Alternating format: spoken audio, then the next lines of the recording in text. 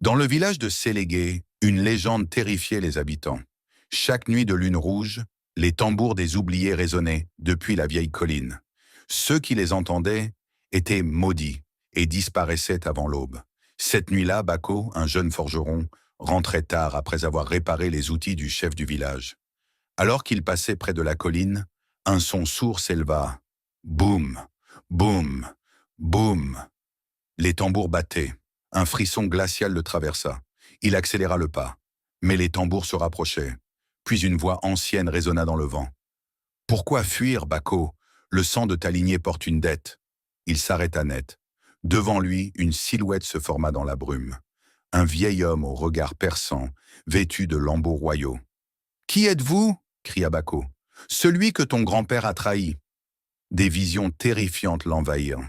Son ancêtre, un ancien chef, avait vendu son propre frère aux colons en échange de richesses et de pouvoir. Mais l'esprit du défunt réclamait justice. Ce qui est volé doit être rendu, Bako. Donne ton sang, ou ton village paiera. Le jeune homme sentit un poids écrasant sur ses épaules. Il savait que fuir était impossible. Le souffle court, il s'agenouilla et prit une décision. Si une vie doit être offerte, alors prenez la mienne. Mais épargnez les innocents. Un silence pesant tomba. Le spectre fixa Bako un long moment. Puis un sourire triste apparut sur son visage. Tu as brisé le cycle de l'égoïsme.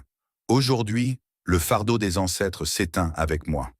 Les tambours cessèrent brusquement. La brume se dissipa. Bako était toujours là, vivant. Le lendemain, le village apprit qu'il avait affronté l'ombre du passé. Depuis, plus jamais on n'entendit les tambours de la colline.